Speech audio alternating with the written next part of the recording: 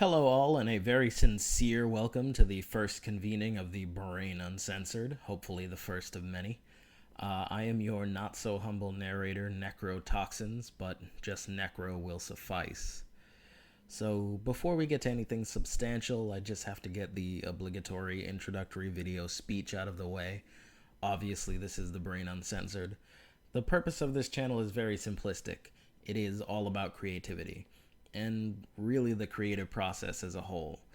Writing, reading, drawing, they've all been lifelong passions of mine, and if they all have one thing in common, it's that they're meant to be shared.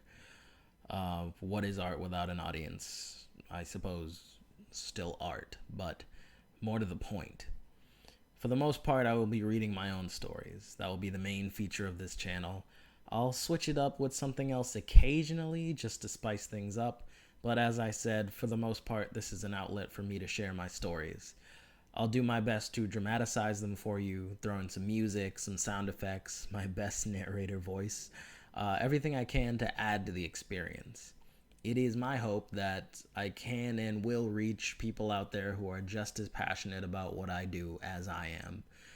And maybe that will happen, maybe it won't, but one thing can be agreed on, and that is there's certainly no harm in trying. Just some quick shout outs to all the people that helped me put together this low budget wonder. The artwork you're seeing right now, the open door with all the goodies coming out of it, that is the Brain Uncensored logo. That's our main image, and it was designed by a dear friend of mine. If you'd like to support him or his company, Rampant Art, I'll leave links in the description to his Facebook page, RATOA. That is Rampant Art Taking Over Artistically. Or you can check out some of his stuff for sale at society6.com/rampantart. And last but certainly not least, when I do start reading, the artwork that will be in the background was designed by another friend of mine, that is Proionix. For those of you who aren't familiar with made-up words, that's Proionix. I believe he's actually starting his own YouTube channel. If you'd like to check out some of his streams when he gets started, I'll leave links to that as well.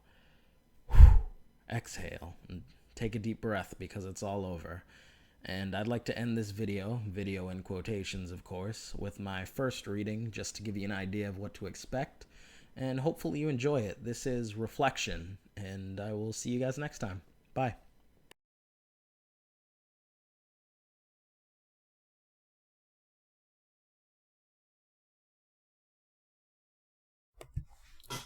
The sink is as far as I can make it before the vomit forces its way out of my mouth.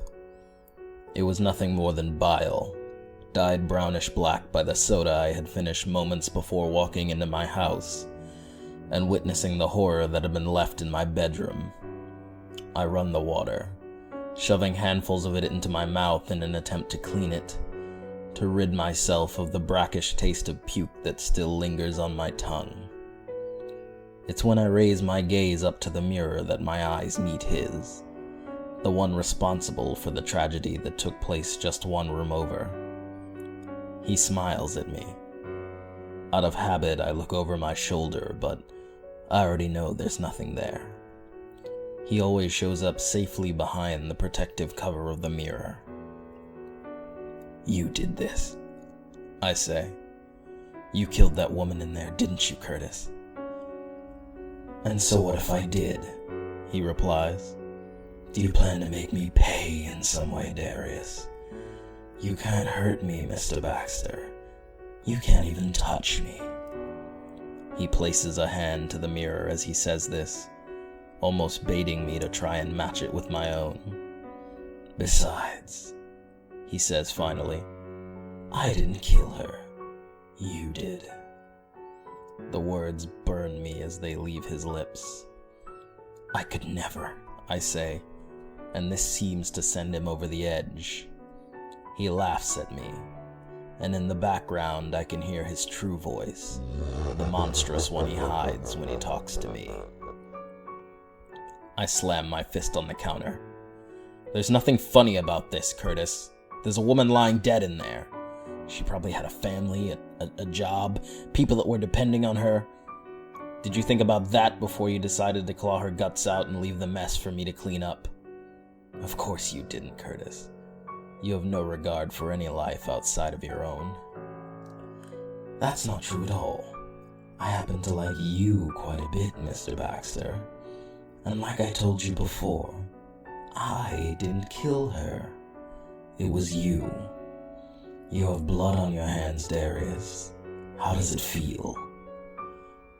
I look down at my clothes and they are drenched. Thick patches of red are soaked deep into my shirt and pants. I raise my hands to my face and my eyes widen as I see the immense amount of blood that is on them. Impossible, I say. I came home. This wasn't on me. I washed my mouth out in the sink. I remember I was clean. This is some sort of trick, Curtis, and it's not going to work.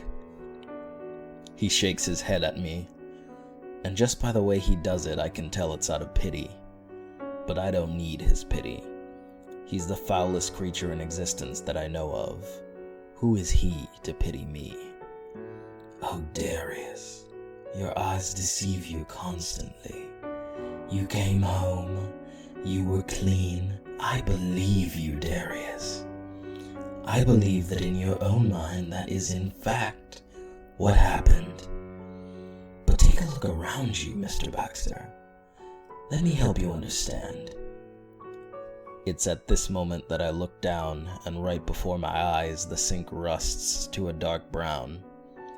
Mold begins to form all around the basin. I turn around as the walls begin to peel and the light bulbs flicker out and burst. In a matter of seconds, everything has gone black. Illuminating the mirror in front of me is a single candle. The mirror now has a jagged crack straight down the middle of it. Blood is covering my face now along with the rest of my body. And in the mirror he sits smiling at me, sending chills through my body. Why do you plague me, Curtis Knight? I ask, just above a whisper. Is that what you think I'm doing, Darius? Plaguing you? Oh no. No, not at all. I'm helping you. You have a problem with death, Mr. Baxter. The concept of it eludes you. And in your struggle to understand it, you lose touch with reality. But I can bring you back. Put you back into the moment, if you will. Look at her, Darius. He nods his head to my right. I raise the candle up to the open doorway of the bathroom. There she is, standing in front of me with her jaw hanging off, her eye sockets emptied, and her stomach reduced to a gaping hole. That poor woman. Who did this to you? I ask, and her hand rises slowly up to me. She's pointing to me. I did it. But I could never bring myself to kill another human being. Couldn't you, Darius? Why don't you pace the halls of your beloved home? He tells me, and the woman starts to walk away. I follow her with my candle down the hallway. It was a sickening display. The floor is littered with bits and pieces of stories half told and lives cut short. The walls are painted with blood. I want to vomit again, but there's nothing inside me, so I just heave violently. This is your domain, Darius, he calls from the bathroom. This is your home sweet home. I fall to my knees and tears start streaming down my face. But I could never, I whisper, and can't even finish my statement. Now, Darius, he says, and this time his voice is in my head. You can't honestly believe that, can you?